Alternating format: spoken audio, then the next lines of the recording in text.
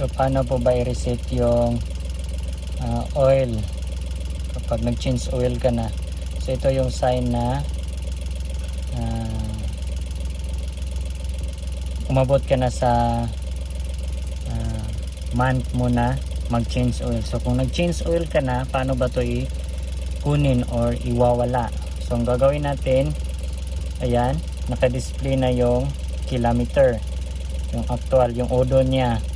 Ang gawin lang natin is ilong press tong button, tapos piliin natin yung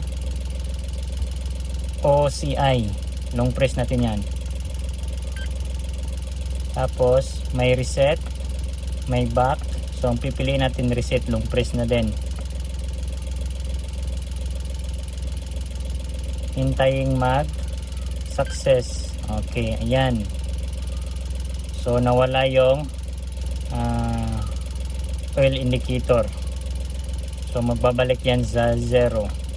So gawin natin para magbalik